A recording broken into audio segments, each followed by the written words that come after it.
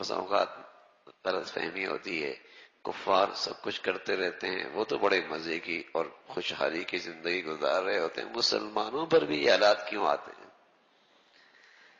تو جب تک یہ کلمہ گو ہے، کلمہ پڑھنے والا ہے، تو اللہ کے بندوں میں تو ہے نا، اللہ کے پیارے بندوں کے صف میں تو ہے، اس کو سزا جلدی ملے گی۔ ایک واقعہ لکھا ہے، بڑا سبق آموز ہے۔ ایک عیسائی، ایک مسلمان، دونوں زندگی کی آخری سانس لے رہے ہیں۔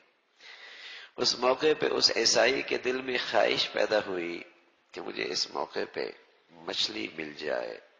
اللہ نے فرشتے سے کہا جاؤ اس کے گھر میں تالاب ہے، مچھلی ڈال دو، اس کی یہ خواہش پوری کر دو۔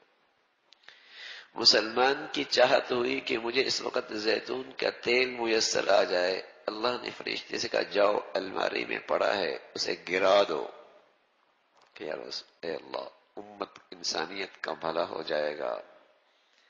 اسم کی حکمت بتا دیجئے۔ فرمایا ہاں، یہ جو نافرمان ہے، مرنے کے بعد کی زندگی کا انکار کرتا ہے، عیسائی ہے، اس کی دنیا کے لحاظ سے ایک نیکی باقی ہے، میں چاہتا ہوں اس کی خواہش پوری ہو اور اس کا بدلہ وہی پورا ہو جائے، میرے پاس آنے کے سوائے سزا کے اور کچھ نہ ہو۔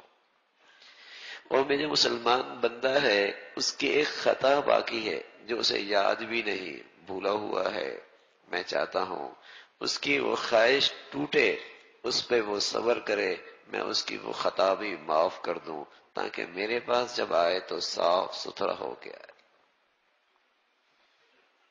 صاف ستھرا ہو کے آئے۔ تو بس اوقات اللہ اپنے بندوں کو آزمائشوں میں ڈالتا ہے اور ایسا یہ صاف ستھرا ہوتا ہے جیسے خزاں کے موسم میں درخت پر ایک بھی پتا نہیں رہتا۔ ایسا ہی بندہ مسلمان، بندہ مومن جب آزمائش کی بٹیوں سے گزرتا ہے تو خطاؤں سے ایسے پاک صاف ہو جاتا، ایسا پاک صاف ہو، صبر کرتا ہو، اللہ کی طرف رجوع کرتا ہو اور اپنی غلطیوں پر اسے ندامت اور شرمندگی نصیب ہو جائے تو یہ آزمائش بظاہر دیکھنے میں زحمت ہے، حقیقت میں اس کے لیے رحمت ہے۔ یہ تکلیف دیکھنے میں بظاہر زحمت ہے، حقیقت میں اس کے لیے رحمت اور خیر کی چیز ہے۔